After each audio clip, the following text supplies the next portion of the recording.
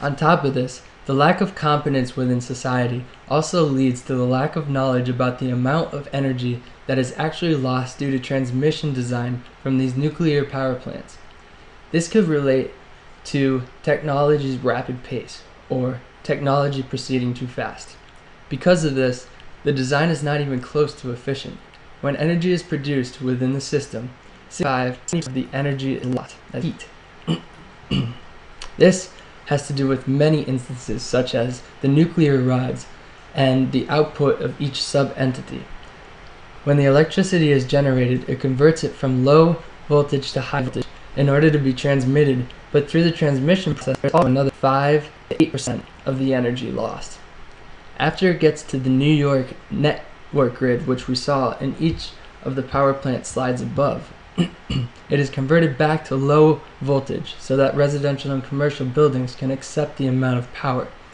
So when it gets to its appropriate destination and the user flips on the switch, only 22 to 30% of the fuel reaches that destination. This is almost an 80% decrease in energy, leading to an enormous amount of natural resources. It relates to the article on waste heat. When an individual looks at the smokestacks on energy generation centers, that's wasted heat. Heat that can produce an amount of energy that could, on its own, power another, separate, New York City. If we use natural resources, how could we design our technologies to be more efficient? How could we design without natural resources, period? Because of the unintended consequences, or we could say, the production of technology that happened too fast, 30 years after its integration as a major energy producer, people are now becoming aware and taking charge to put a stop to nuclear energy production, and in this case, Indian Point Power Plant. The debate about whether Indian Point should stay open and productive or be closed as told by thomasnet.com is to the right. One of the biggest issues that is pinpointed is the fact that this nuclear production site is about 25 miles away from New York City. If a disaster were to happen, New York City would clearly be the toxic zone and massive evacuation would have to happen, which is nearly impossible at a quick rate. The other point that individuals are finally noticing is that if Indian Point were to cease production, it would decrease the power reserves from 14.5 to 8.4%. In a perfect situation, 18% is suggested.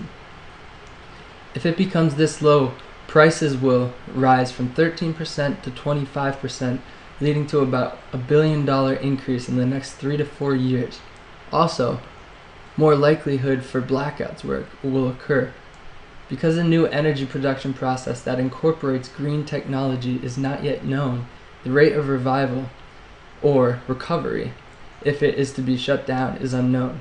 However, what is known is that over 3,000 jobs will be lost due to this event. This is the thing that will get to individuals the most. Even though the site might be potentially dangerous, is it worth losing your well-paid to high-paid job over? The risk of disaster has also been significantly advanced. The report to the side from ABC tells that a new fault line for earthquakes has been found and lies within miles from Indian Point Energy Center. It is actually 25 miles from it. Because the site was built 30 years ago, it was not implemented with substantial earthquake barriers that would keep it intact. Therefore, after a major earthquake years ago, an additional layer of reinforcements were added to each of the nuclear reactors. However, the nuclear plant can still only survive in earthquakes up to 6.5 magnitude. The report says that with the new fault line, it is likely that we could see a magnitude of 6.0 earthquake quite soon. On top of this, they also report that an earthquake larger than 6.5 has a 40% chance of happening within the next decade and a half. With this type of risk associated with the plant, it makes the individuals think about what is more prominent, a higher price and a safer environment to live in, or an environment at risk with lower costs. The debate is underway. How will engineers decide what should be left for a type of energy production and what shouldn't? The best way to develop a solution to this potential disaster is to decompose the problems that are present in the site. That is why I included a plan drawing in this slide.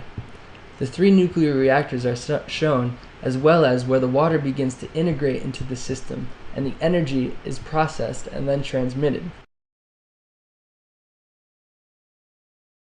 So we can begin to ask the question now of, is it time to start redesigning smaller entities within a nuclear production site, or should we completely redesign the whole facility? So on the next slide, if we start looking at what happens in each reactor consists of a large pressure vessel that has numerous amounts of nuclear control rods. These rods contain elements of uranium-235, often called weapons-grade uranium. When the uranium is actively moving around the vessel, they collide in order to produce nuclear fusion. This is the product that produces the energy, and it is also the product that leads to hazardous waste. However, this is the energy that will then be transmitted to individuals that are included in the network system. Lastly, in order to cool the system, water, like shown in the last slide, is being pushed into the vessel to cool down the control rods. After multiple repeating processes, the uranium is then deposited and named waste, whose proper location has yet to be discovered. Some say it's on the side of a mountain, and others say there is no chance of it ever being regarded as waste.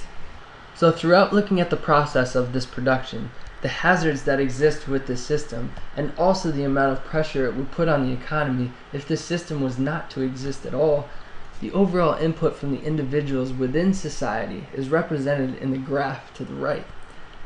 This graph shows different greens that portray how individuals feel about nuclear power. There was an increase in people that said that nuclear power is too dangerous and they should all be closed down immediately. Also, there was an increase saying that we should use the existing nuclear plants but should not build new ones. This category was less than the first 15%. This category is represented in this green, and the other category that I just mentioned is represented in this green. Having this graph just begs the question that I think should be implemented from an architecture student's perspective. I'd say that nuclear power plants should be used while undergoing new forms of architectural concepts that would redetermine the energy production system. I believe that with the integration of the 8 categories to the right, namely that a new type of advanced energy production could actually become developed with the integration of all of these systems. So, we have to ask ourselves another question like the rest. What do you think the active renovation should look like? Which categories do you think should be implemented? So, if you were to not implement the categories that I suggested in the last slide, you would have the same feedback loop that is seen in this slide. It leads to disasters such as Chernobyl, 3 Mile Island, and Fukushima. Natural resources that are implemented in factories to produce products create pollution and contamination, as well as a lot of wasted product. This then leads to unhealthy environments and multiple sick people. You can see this process as we move on to this feedback. Because there is no connection between unhealthy people and natural resources, we put a big X to this last arrow and essentially name this whole loop a destructive feedback loop, because it does nothing constructive and there's no connection between the last two, whether it is nuclear or coal or something else. This is the destructive feedback loop that is seen in these environments. A high use of natural resources that move through systems that use water and then transmit the product to the people. It leads to the same thing. So this is essentially the same feedback loop. The chart that is present on this page is a chart that represents a path that Indian Point nuclear energy production could exhibit. With these implementations, it could produce its own feedback system that could lead us to a healthier environment. If the biggest challenge with Indian Point is that innovation proceeds too fast, a barrier to overcoming that would be technological somnambulism, like it was described in the above slides. Ways that could reorganize productive innovation are built-in flexibility and the burden of proof, so that if a disastrous product were to be built, it could be easily manipulated after, or maybe 30 years down the line, like nuclear energy plant. These products would also be tested for levels of toxicity before they were even released to the public, being the burden of proof implementation. All of these would be tested, and if they were tested negatively, they wouldn't be marketed. Some economic and political innovations to steer the example in a more dominant path would be to provide society with competence. Having everyone understand the functionality of a certain technology leads to an overall better knowledge and a better product. Lastly, technoscientists could also start to undergo their education and their professional practices by becoming more aware of dangers and protecting against these innovations. They could approach their work with the mindset of minimizing health threats to humans and as well as the environment. So a big thing that we could do as engineers, architects, and individuals that belong to society is to reproduce this destructive feedback loop in order for it to redevelop into what is seen to the right. So this constructive feedback loop affords the examples that were seen above as the types of definitions that would lead to something more safe and healthy. A productive feedback loop that exists from everyone's competence and that looks at saving the environment through the use of green technologies. The result will be a new integration of 21st century energy production that with the first stab could have to do with the integration of the newly recognized system, microbial fuel cells with reverse electrodialysis. This is an extremely conceptual process at the moment. However, the old site could include cells that create energy through the integration of fresh water, salt water, and bacterial activity that is usually found in soil from vegetation. By using rainwater collection features, the Hudson River's semi-salinated water that could become more salinated with ammonium bicarbonate, and vegetation features that intermingle throughout the process could be achieved. And this is a look into the actual thesis project that is now being undergone. So with this system, it could possibly lead to a new type of engineering and a new possibility for the old nuclear energy production centers. All of those systems produce a high amount of toxicity, and Indian Point is at the base of all of them. The amount of toxic that comes from that system is enormous.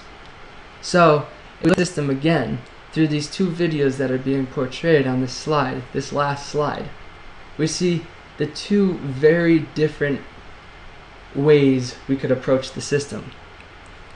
It is essentially a metaphorical connection portrayed between the two videos. And the video on the left, complete desolation of the system.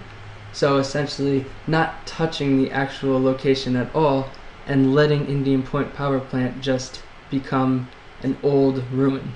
Or the video on the right becoming a living machine that produces safe and healthy energy through a new type of way, whether it is through microbial systems or it is through something completely different. A completely different type of energy come to life. On the left, environment that is completely desolated actually becoming destroyed. And on the right, the system is actually becoming overwhelmed by these living vines and these living things, and that could possibly represent a new society. So what do you think? As a member of society, what would you do in order to reverse the negative effects of nuclear energy production?